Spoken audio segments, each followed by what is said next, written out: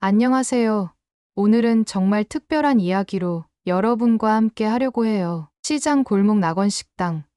30년 동안 그곳을 지켜오신 김영자 어머님의 사연인데요. 68세라는 적지 않은 나이에도 매일 새벽 5시면 시장으로 향하시던 그 발걸음이 이날만큼은 무거웠다고 해요. 어머님의 마음속에 잔잔한 파문처럼 일렁이는 결심이 자리 잡고 있었거든요. 시장 골목을 걸으시는 어머님의 발걸음이 평소보다 더 무거워 보였어요. 30년 전 처음 이 자리에 식당 문을 여셨을 때가 떠오르셨나 봐요. 그때는 지금처럼 번화가도 아니었고 손님들로 북적이지도 않았다고 하시더라고요. 20평 남짓한 허름한 가게였지만 어머님께는 그곳이 바로 꿈의 시작이었답니다. 어머님은 정말 타고나신 분이셨어요. 장사 수완은 물론이고 음식 솜씨도 끝내주셨죠. 손님들을 대하는 마음도 진심이어서 한 번 오신 손님들은 꼭 단골이 되셨다고 해요. 그런데 말이죠.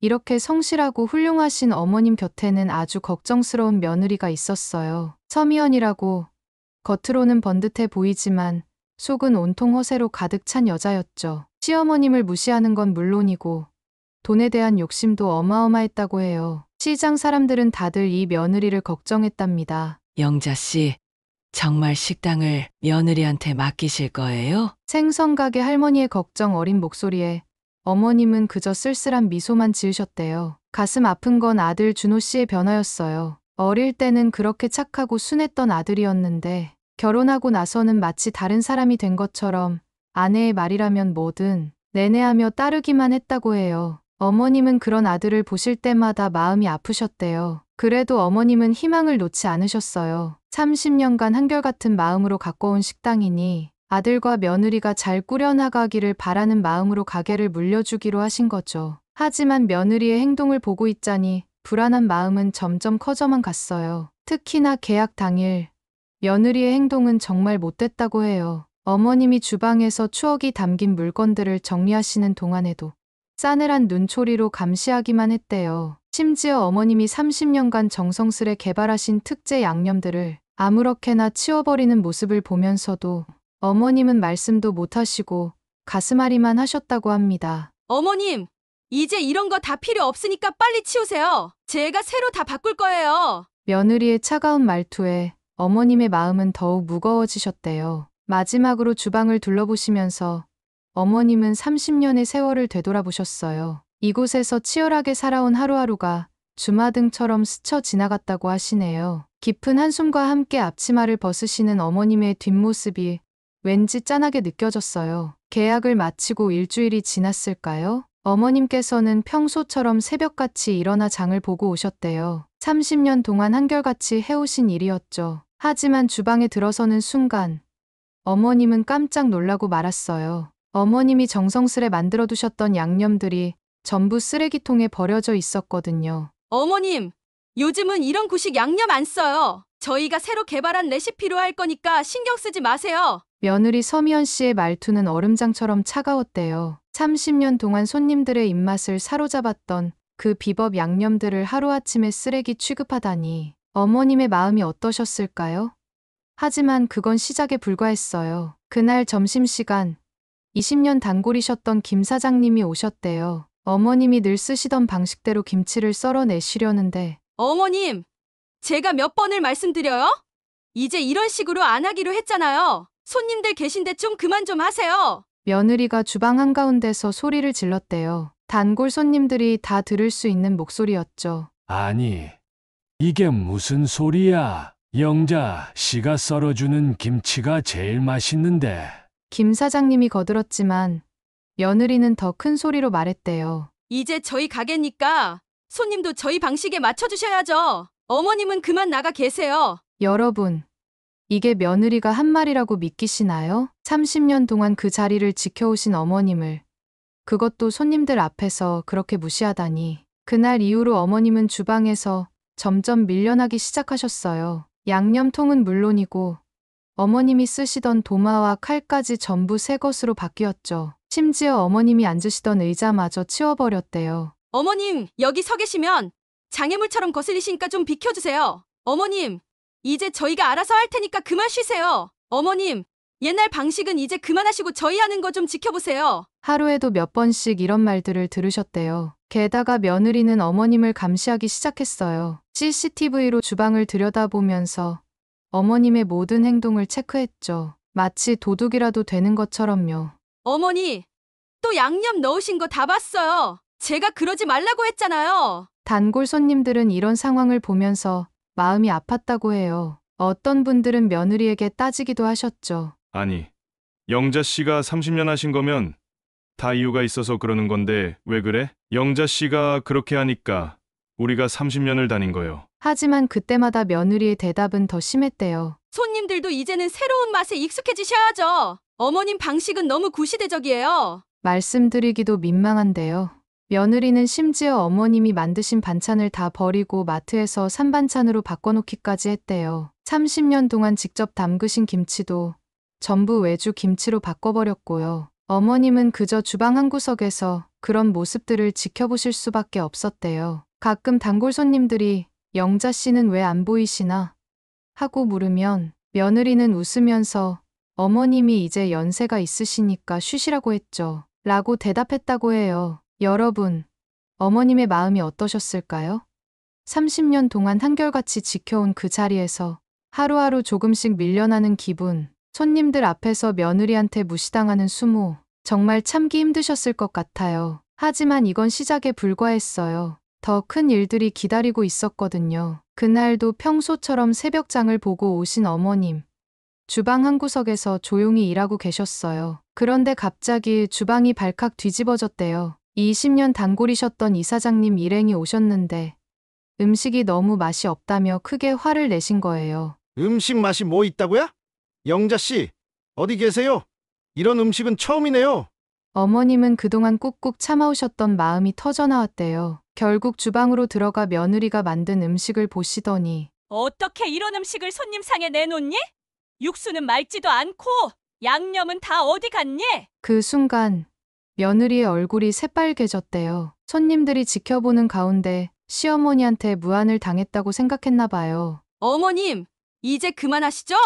어머님은 이제 주인이 아니에요. 방해되시니까 나가주세요. 며느리의 목소리가 주방을 뒤흔들었어요. 하지만 이번에는 어머님도 물러서지 않으셨대요. 내가 30년 지켜온 맛이야. 이렇게 망치게 할 순 없다. 그 말에 며느리가 들고 있던 국자를 바닥에 내던졌대요. 쨍그랑하는 소리와 함께 뜨거운 국물이 사방으로 튀었죠. 어머님, 그러시했다면 이제 집도 나가세요. 식당도 저희 거. 집도 저희 명의로 되어 있는 거 잊으셨어요?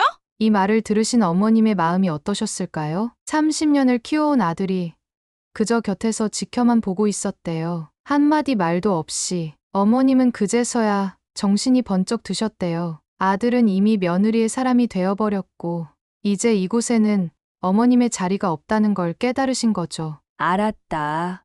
내가 나가지. 어머님의 목소리는 떨렸지만 눈물은 보이지 않으셨대요. 30년 장사하면서 단 한 번도 손님 앞에서 울지 않으셨던 어머님이니까요. 2층 살림집으로 올라가신 어머님은 조용히 짐을 꾸리기 시작하셨어요. 30년 동안 모아두신 옷가지들과 사진들. 한참을 정리하시다가 문득 낡은 사진첩 하나를 발견하셨대요. 사진첩을 펼치시자 30년 전 찍은 사진 한 장이 나왔어요. 처음 식당을 시작할 때 도움을 주셨던 강 대표님과 찍은 사진이었죠. 그때 강 대표님은 어려운 형편에도 2천만 원을 빌려주시면서 이런 말씀을 하셨대요. 영자 씨, 당신은 할 수 있어. 이 돈은 나중에 성공하면 갚아도 돼. 그 돈으로 식당을 시작하실 수 있었고 3년 만에 원금은 물론 이자까지 모두 갚으셨대요. 강 대표님은 그때 이렇게 말씀하셨다고 해요. 영자 씨는 역시 믿을 만했어. 앞으로도 잘 될 거야. 그 사진을 보시며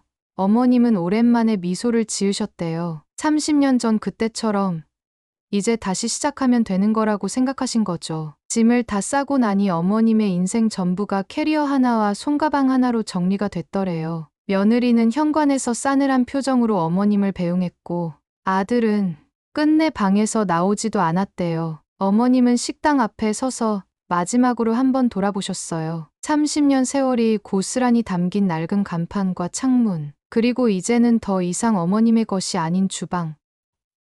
다들 잘 지내거라. 어머님의 작은 한숨이 봄바람에 섞여 사라졌어요. 영자 어머님께서 쫓겨나신 그날 이후로 2달이 흘렀어요. 어머님은 근처 원룸에서 혼자 지내시면서 매일 아침 시장을 걸으셨대요. 30년 동안의 습관이라 그러셨는지 아니면 그곳에서 만나는 단골들이 그리우셔서였는지 그러던 어느 날 아침이었어요. 평소처럼 시장 구경을 하시다가 한 건물 앞에서 발걸음을 멈추셨대요. 그 지역에서 제일 좋은 자리에 있는 그랜드 호텔이었는데 대문에 커다란 경매 공고문이 붙어 있었거든요. 어머나, 저 호텔이 경매에 나왔네. 지나가던 상인들의 수군거림이 들렸어요. 알아?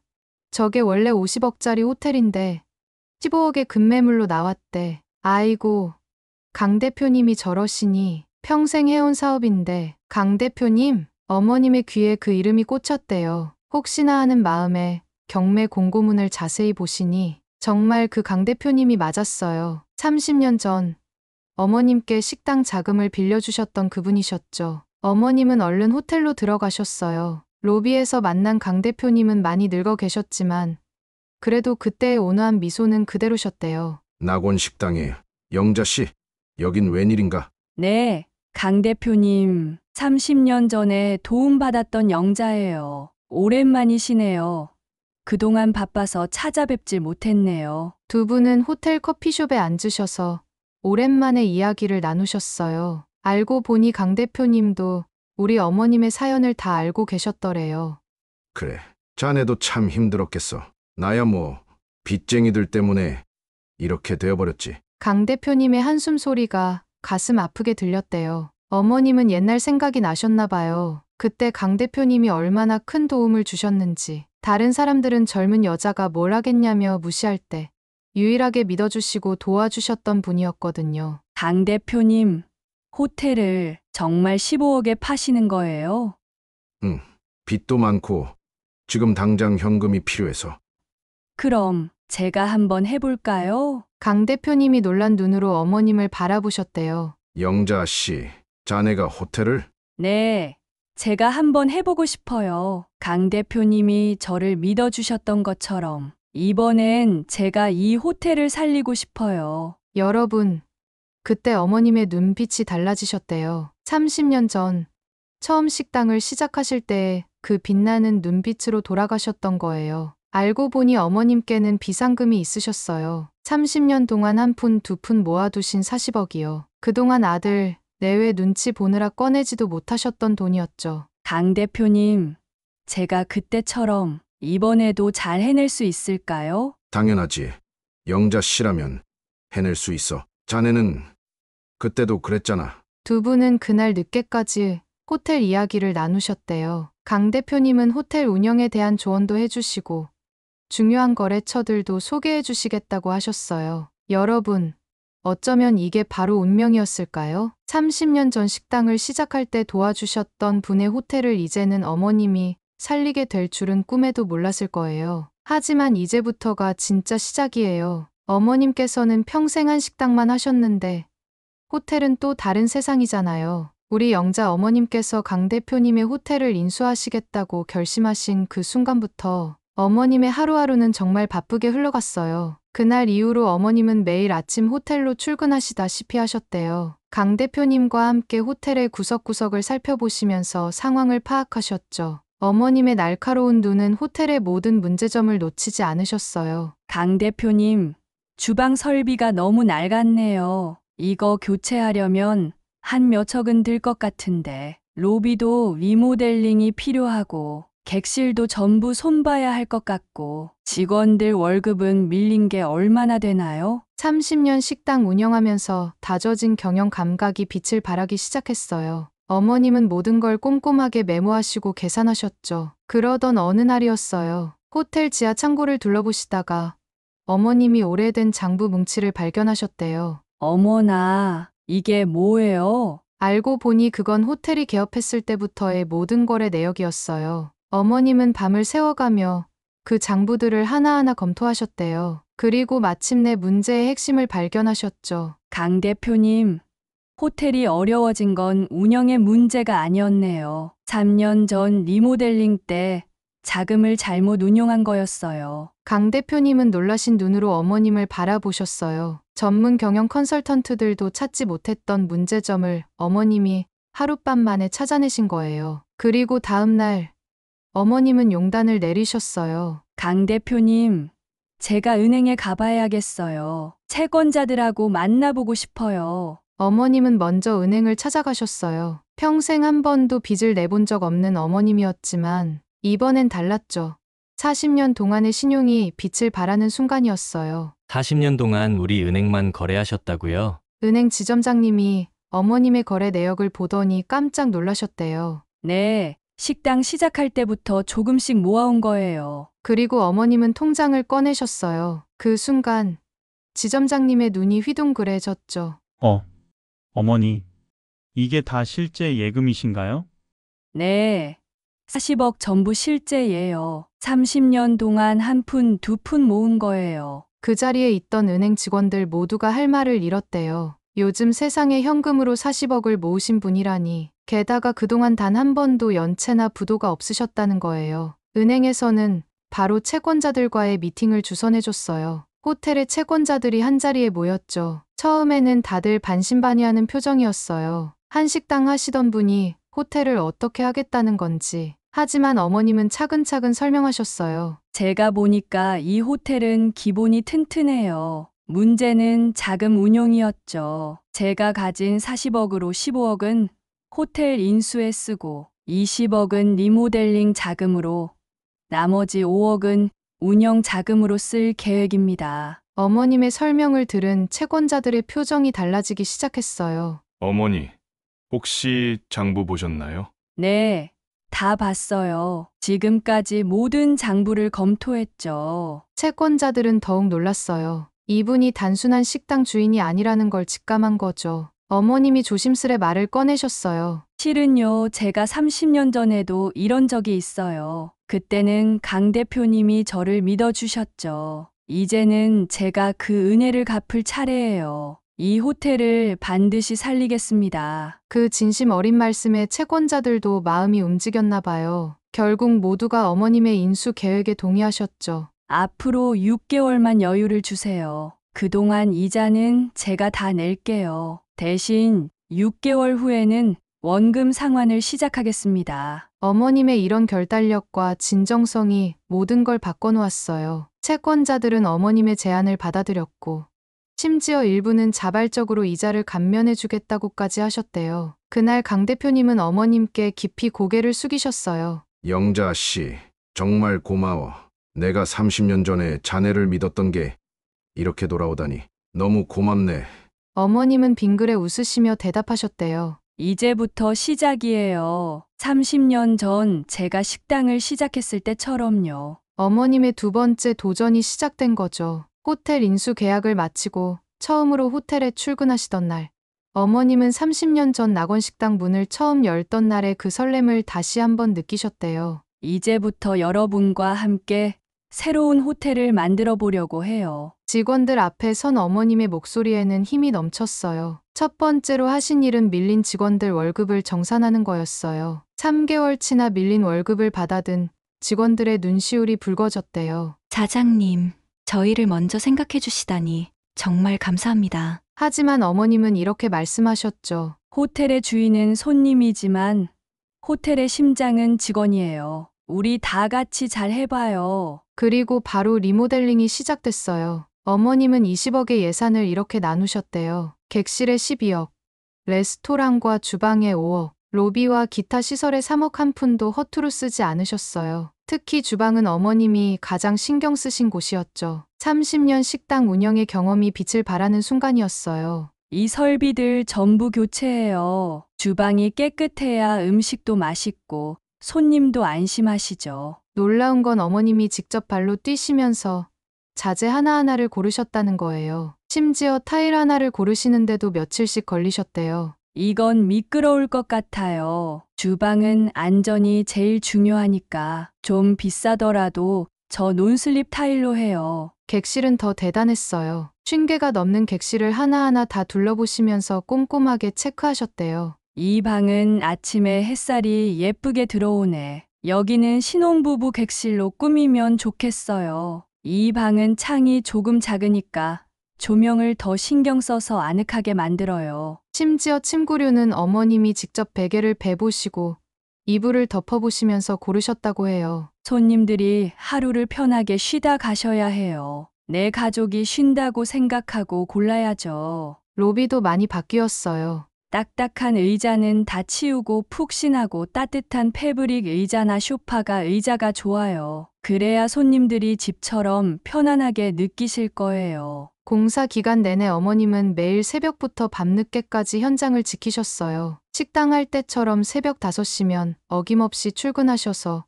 공사 현장을 점검하시고 저녁에는 내일 할 일들을 꼼꼼히 정리하셨죠. 사장님, 너무 무리하시는 거 아니에요? 직원들이 걱정하면 어머님은 이렇게 답하셨대요. 괜찮아요. 이런 게 내 행복이에요. 30년간 식당 운영할 때도 이렇게 했어서요. 남은 운영자금 5억도 꼼꼼하게 관리하셨어요. 한 푼이라도 낭비되는 걸 참을 수 없는 어머님의 버릇이 또 나오신 거죠. 이 돈으로 6개월은 버텨야 해요. 직원들 월급이랑 수도세, 전기세 다 계산해 놨어요. 한 달, 2달, 시간이 흐를수록 호텔은 점점 달라지기 시작했어요. 낡고 우중충했던 건물이 점점 생기를 되찾아갔죠. 사장님, 이제 정말 호텔다워 보여요. 직원들의 표정도 밝아졌어요. 특히 레스토랑은 어머님의 30년 노하우가 고스란히 담겼대요. 주방 배치부터 시작해서 메뉴 구성까지 한식당 주방과는 달랐지만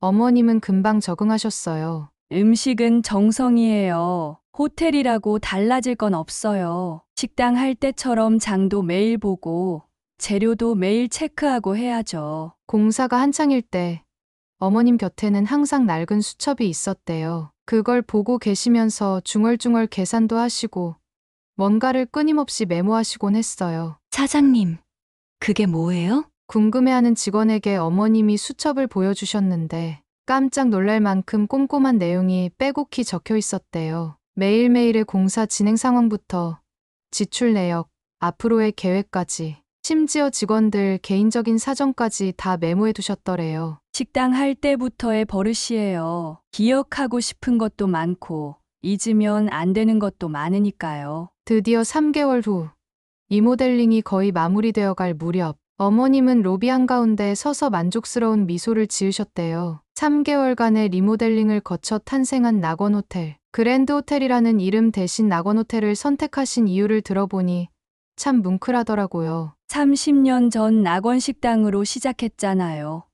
그때 초심을 잊지 않으려고 이름을 이렇게 지었어요. 문을 연 첫날 로비에는 향긋한 차 향기가 가득했어요. 어머님이 손수 우려내신 대추차였죠. 손님들이 들어오시자마자 편안함을 느끼셔야 해요. 마치 친정엄마 집에 온 것처럼요. 그런데 여러분, 첫 손님이 누구셨을지 아세요? 바로 낙원식당 단골이셨던 김 사장님이셨어요. 영자 씨, 이제는 호텔 사장님이시네. 얼마나 자랑스러운지 몰라요. 김 사장님은 일부러 찾아오셨대요. 더 놀라운 건 그날 저녁이었어요. 호텔 레스토랑에는 낙원식당 단골 손님들로 가득 찼어요. 입소문을 듣고 다들 축하해주러 오신 거였죠. 영자 씨가 하는 호텔이라면 음식은 기대해도 되겠죠? 그럼요. 낙원식당 맛은 잊을 수가 없지. 어머님은 그 말씀을 듣고 레스토랑 메뉴를 특별히 준비하셨어요. 한식 코스 요리로 낙원 정찬을 만드신 거예요. 30년 동안 낙원식당에서 가장 사랑받았던 메뉴들로 구성된 코스였죠. 우리 호텔 레스토랑의 시그니처 메뉴는 낙원식당 요리예요. 30년 동안 손님들이 인정해 주신 그 맛 그대로. 첫 메뉴부터 손님들의 탄성이 터져 나왔어요. 맑은 해물 육수에 낙지를 넣은 낙지탕, 어머님의 특제 양념으로 버무린 도가니 수육, 그리고 마지막 메인 요리로 나온 갈비찜까지. 어머나, 역시 영자 씨의 맛이네. 30년 전 제가 처음 낙원식당 갔을 때 그 맛 그대로예요. 입소문은 순식간에 퍼져나갔어요. 호텔에서 먹는 정갈한 한식 코스라니, 게다가 30년 전통의 그 맛을 그대로 살렸다니. 예약 전화가 끊임없이 울렸대요. 객실도 금세 입소문이 났어요. 어머님이 직접 고르신 침구류가 마치 집처럼 편안하다고, 매일 아침 로비에서 내오는 대추차가 너무 따뜻하다고, 호텔 전체에 퍼져 있는 은은한 한방 향이 마음을 편안하게 해준다고, 특히 호텔 직원들의 서비스가 남달랐대요. 어머님은 매일 아침 직원 조회 때마다 이렇게 말씀하셨거든요. 우리는 손님 접대하는 사람이 아니라 손님 모시는 사람이에요. 내 부모님이 오신다고 생각하고 모셔요. 한 달이 지나고 두 달이 지나면서 호텔은 점점 더 바빠졌어요. 주말에는 객실이 하나도 남지 않을 정도였죠. 심지어 평일에도 예약이 꽉 찼대요. 레스토랑은 더 대단했어요. 한 달 뒤면 자리가 없을 정도로 예약이 밀렸죠. 특히 낙원 정차는 호텔의 대표 메뉴가 되었어요. 사장님, 이제는 다른 호텔에서도 우리 호텔 벤치마킹하러 온대요. 직원들이 자랑스럽게 얘기했어요. 어머님은 그저 빙그레 웃으시며 이렇게 말씀하셨대요. 제가 특별한 걸 한 건 아니에요. 그저 30년간 낙원 식당 하던 그 마음으로 했을 뿐인걸요. 하지만 여러분, 그게 바로 특별한 거였어요. 어머님의 그 한결같은 마음이, 정성과 진심이 사람들의 마음을 움직인 거죠. 호텔 입구에는 이제 매일 아침 어머님이 직접 기른 계절 꽃들이 피어났어요. 로비에는 항상 따뜻한 차 향기가 가득했고, 레스토랑에서는 정갈한 한식 냄새가 솔솔 피어올랐죠. 낙원 호텔, 이름 그대로 작은 낙원이 된 거예요. 어머님은 매일 아침 호텔 로비에 서서 행복한 미소를 지으셨대요. 낙원 호텔이 승승장구하는 동안 낙원 식당에서는 어떤 일이 벌어지고 있었을까요? 안타깝게도 어머님의 예감대로 식당은 점점 나락으로 떨어지고 있었어요. 어머님이 쫓겨나신 지 석 달. 며느리는 식당을 완전히 다른 곳으로 만들어버렸대요. 30년 동안 한 번도 바꾸지 않았던 간판부터 새로 바꿨죠. 뉴 낙원이라는 이름으로요. 옛날 방식은 이제 그만. 우리는 새로운 낙원을 만들 거예요. 며느리는 SNS에 이렇게 써가며 허세를 부렸대요. 하지만 현실은 달랐어요. 며느리는 주방을 전부 바꾸면서 비싼 기계들을 들여놓았지만 정작 기본적인 음식 맛도 지키지 못했거든요. 30년 단골이셨던 박 사장님이 국물을 한 숟가락 떠보시곤 수저를 내려놓으셨어요. 어머님 계실 때는 매일 아침 정성스레 우려내던 육수를 이제는 분말로 만든 거예요. 손님들이 그 맛을 모를 거라 생각했나 봐요. 요즘 누가 이런 걸 일일이 우려내요? 시대가 바뀌었다고요. 며느리의 목소리는 큰데 손님들의 발길은 점점 줄어들었어요. 더 큰 문제는 재정 관리였어요. 어머님 계실 때는 한 푼도 허투루 쓰지 않으셨는데 며느리는 얼마 없는 매출의 대부분의 돈으로 명품백을 사고 여행을 다녔대요. 신용카드 값이 밀리기 시작했지만 아랑곳하지 않았어요. 단골 손님들은 하나둘 떠나갔죠. 맛도 변했지만 서비스는 더 심각했거든요. 불만 있으시면 다른 데 가세요. 우리는 새로운 손님들을 받을 거예요. 며느리는 30년 단골에게 이런 말도 서슴지 않았대요. 급기야 시장 사람들 사이에서 맛도 없고 주인도 불친절하다고 소문이 돌기 시작했어요. 6개월이 지나자 식당은 완전히 달라져 있었어요. 점심때가 되어도 손님이 거의 없었고 저녁은 더 심각했죠. 빚은 점점 늘어갔어요. 장사가 안 되는 게 다 시어머니 때문이라며 자기 잘못은 모른 채 어머님을 탓하기 바빴어요. 은행 대출도 늘어나고 카드빚도 쌓여갔어요. 하지만 며느리의 사치는 멈추지 않았어요. 종업원들 월급은 밀린 채 며느리는 명품관에서 쇼핑을 즐겼어요. 그러던 어느 날 시장에 큰 소문이 돌았어요. 낙원 식당이 경매에 넘어간다는 거였죠. 아들 준호 씨는 이제 술만 마시는 날이 많아졌대요. 아내를 말리지도 못하고 식당 운영에도 손을 놓은 채로요. 이게 바로 어머님이 그토록 걱정하셨던 일이었어요. 이제 우리 준호 씨 이야기를 좀 들려드릴게요. 낙원 식당이 망해가는 동안 아들의 마음은 어땠을까요? 매일 밤 술에 취해 들어오는 준호 씨의 발걸음이 점점 더 무거워졌대요. 창문 밖으로 식당 간판이 보일 때마다 가슴이 먹먹해졌죠.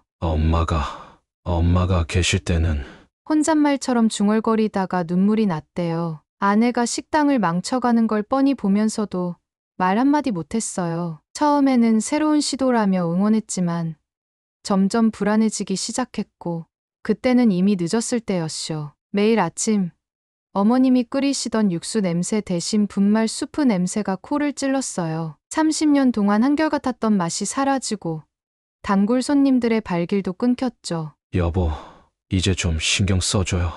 식당이 너무 안 되잖아요. 조심스레 말을 꺼내봤지만 아내의 반응은 차가웠어요. 당신도 어머님처럼 구식으로 할 거예요? 시대가 바뀌었다니까요. 그래요.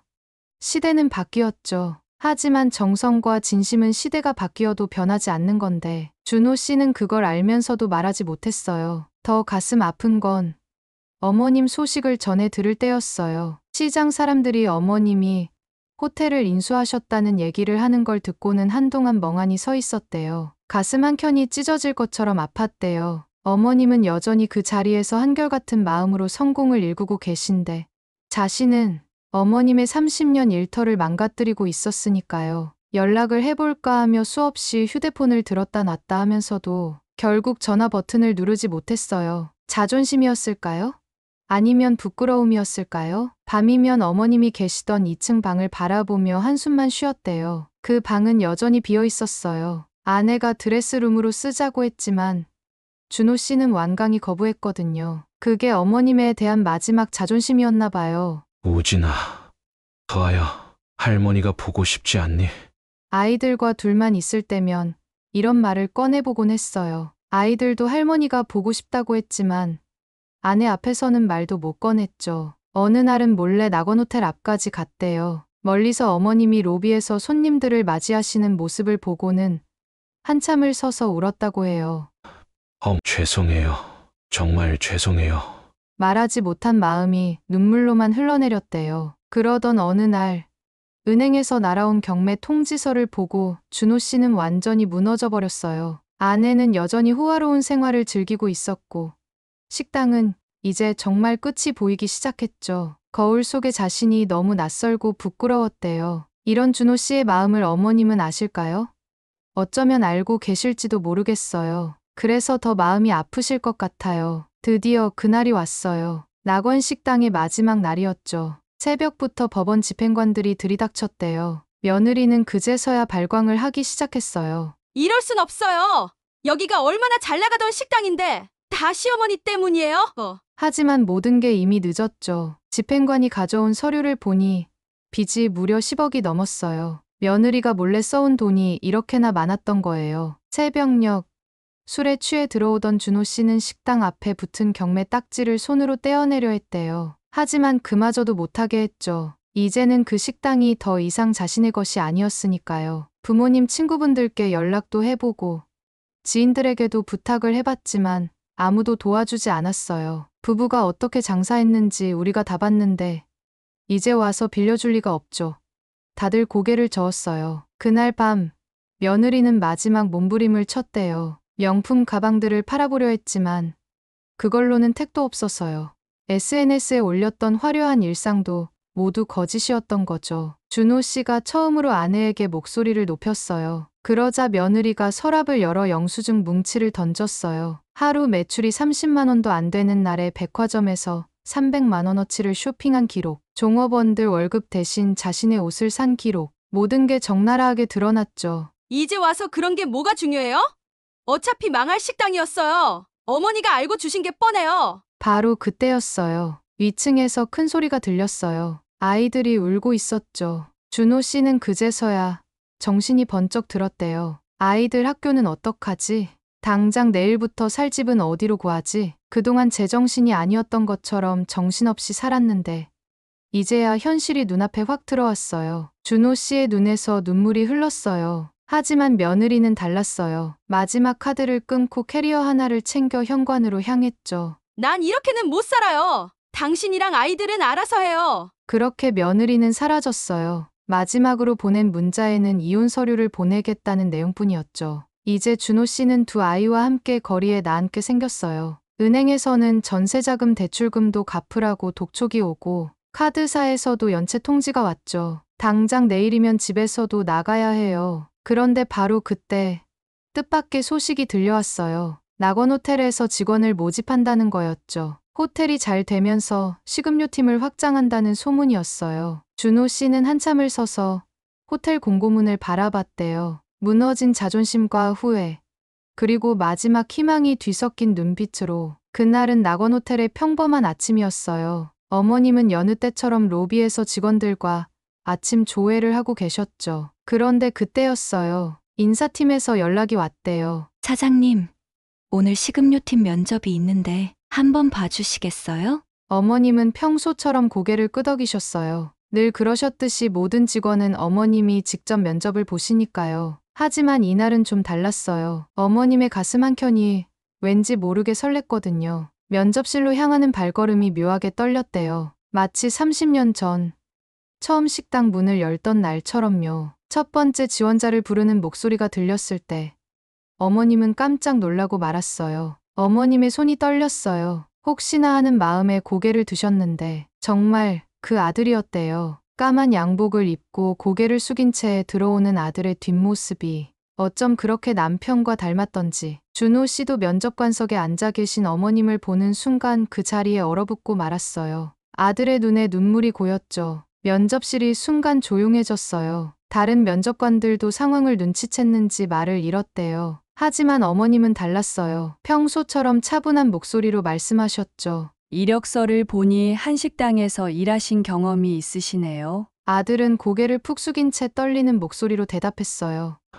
30년 된 한식당에서 일했었습니다. 어머님의 눈가에도 눈물이 맺혔지만 꾹 참으셨어요. 대신 더욱 단단한 목소리로 물으셨죠. 그 식당에서는 왜 그만두셨나요? 준호 씨의 어깨가 떨렸어요. 한참을 말을 잇지 못하다가 결국 흐느끼며 대답했대요.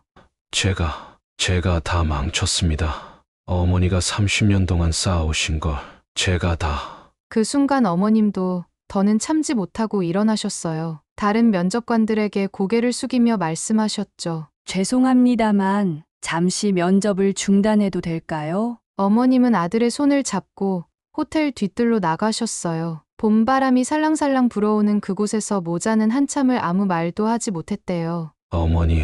걱정 마라. 내가 다 안다. 어머님은 이미 다 알고 계셨어요. 시장 사람들을 통해 식당 일도, 집이 경매로 넘어간 것도, 그리고 아내가 떠나간 것도. 이제 어떻게 하면 좋을지 정말 모르겠어요. 준호 씨의 목소리가 떨렸어요. 준호야. 어머님이 아들의 이름을 부르시자 준호 씨는 그만 주저앉고 말았어요. 잘못했어요. 정말 죄송해요. 여러분, 그 순간 어머님의 눈에서도 눈물이 흘렀대요. 30년 동안 한 번도 보이지 않으셨던 눈물을. 울지 마라. 이제라도 알았으니 이제 됐다. 어머님은 아들의 등을 토닥이셨어요. 우진이랑 수아는 어디 있니? 친구 집에 맡겨뒀어요. 당장 데려오너라. 호텔에 직원 숙소가 있단다. 아들의 눈이 커졌어요. 정말 채용해 주시는 건가요? 이 호텔 식음료 팀장이 필요하단다. 30년 한식당 경험자면 딱이지. 어머님의 말씀에 준호 씨는 또다시 눈물을 흘렸어요. 하지만 이번엔 기쁨의 눈물이었죠. 이렇게 6개월 만에 어머님과 아들이 다시 만났어요. 하지만 이건 시작에 불과했죠. 어머님은 이제 아들을 새로 키워내셔야 했으니까요. 여러분, 이제 준호 씨의 새로운 이야기가 시작됐어요. 식음료 팀장이 된 첫날, 무거운 마음으로 호텔에 출근했대요. 어머님은 첫 업무로 호텔 레스토랑의 아침 준비를 맡기셨죠. 준호야, 장부터 보러 가자꾸나. 어머님은 여전히 새벽 5시에 시장으로 향하셨어요. 아들은 처음에 어리둥절했대요. 호텔 주방장도 있는데 왜 굳이 시장에 가야 하는지. 하지만 곧 깨닫게 됐어요. 어머님은 매일 아침 시장 상인들과 이야기를 나누시면서 그날의 최고 식재료를 고르셨거든요. 이 생선은 비린내가 좀 나니 오늘은 패스하고, 이 무는 단단하고 좋구나. 이걸로 하자. 어머님의 눈썰미는 여전했어요. 하루는 준호 씨가 물었대요. 어머니,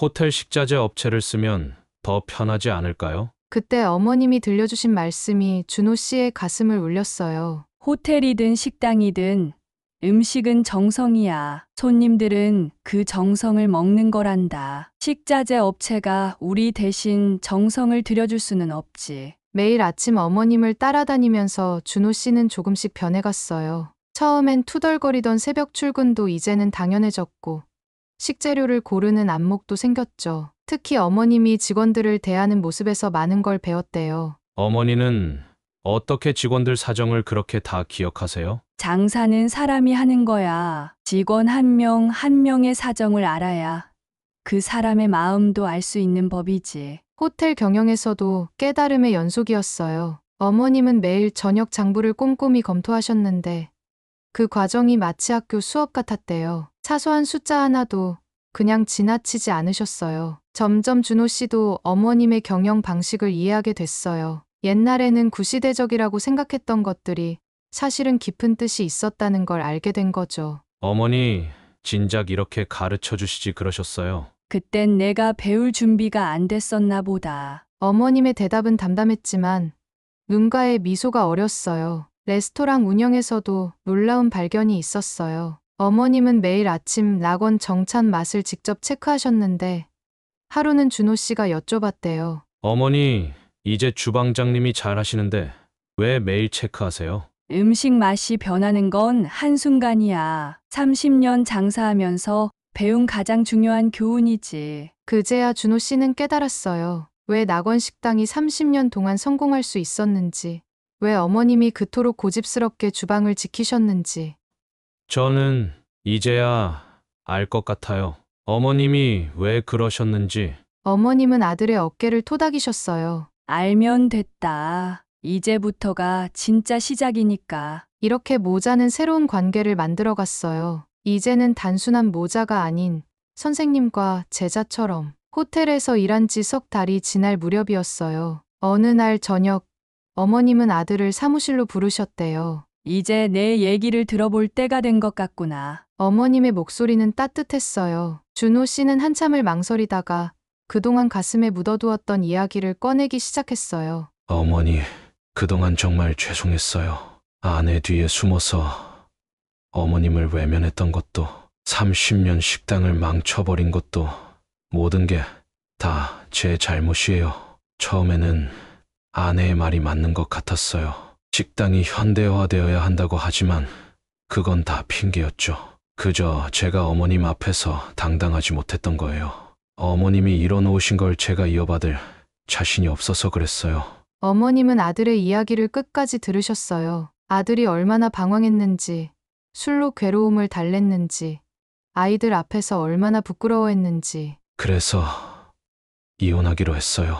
아내는 이제 연락도 없어요. 위자료 받기로 하고 친권도 저한테 넘겼죠.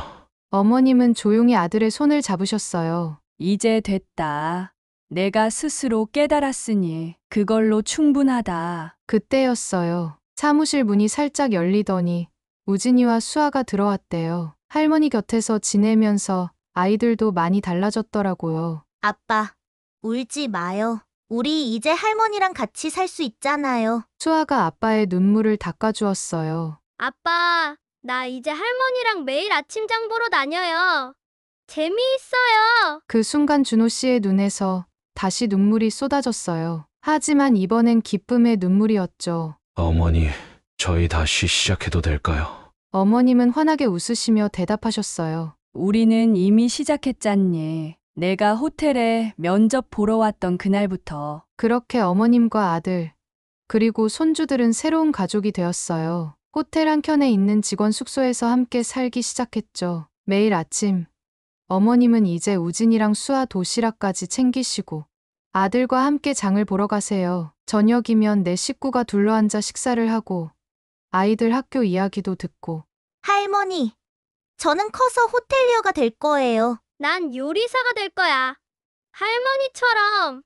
어머님은 그런 손주들을 보시며 행복한 미소를 지으신대요. 30년 전 낙원 식당을 시작하실 때 꿈꾸셨던 모든 것들이 이제야 이루어진 것 같다고 하시네요. 가족들과 함께 일하고 손님들을 행복하게 해드리고 며느리가 떠난 자리는 오히려 가족을 더 끈끈하게 만들어줬어요. 이제 준호 씨는 호텔의 든든한 오른팔이 되어 어머님을 돕고 있고요. 어머니는 호텔 옆에 작은 건물을 매입해 아담한 한식당이 문을 열었어요. 이름하여 작은 낙원이었죠. 30석 남짓한 아담한 공간이었지만 어머님의 30년 노하우가 고스란히 담긴 곳이에요. 어머님의 눈빛이 반짝였어요. 준호 씨는 이제 어머님 곁에서 칼질을 배우고 양념을 만드는 법도 배워가고 있어요. 손님들은 다시 그 맛을 찾아 줄을 서기 시작했죠. 우진이와 수아도 매일 학교 끝나면 이곳으로 와요. 숙제도 하고 할머니가 만드신 간식도 먹고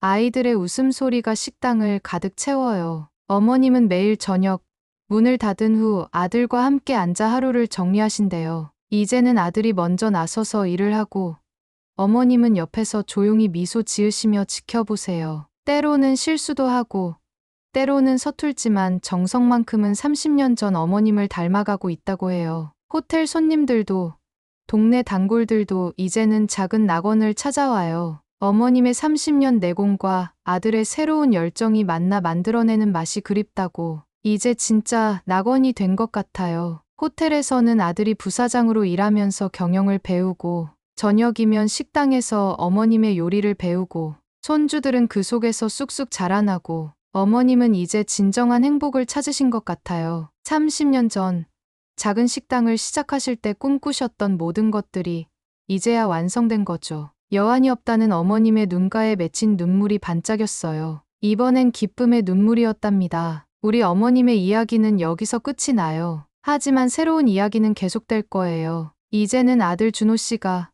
그리고 우진이와 수아가 그들만의 이야기를 써나갈 테니까요. 그리고 우리 모두가 알게 된 것 같아요. 진정한 성공은 돈이나 명예가 아니라 사랑하는 사람들과 함께 걸어가는 여정, 그 자체라는 걸요. 우리 영자 어머님이 그렇게 가르쳐 주셨답니다.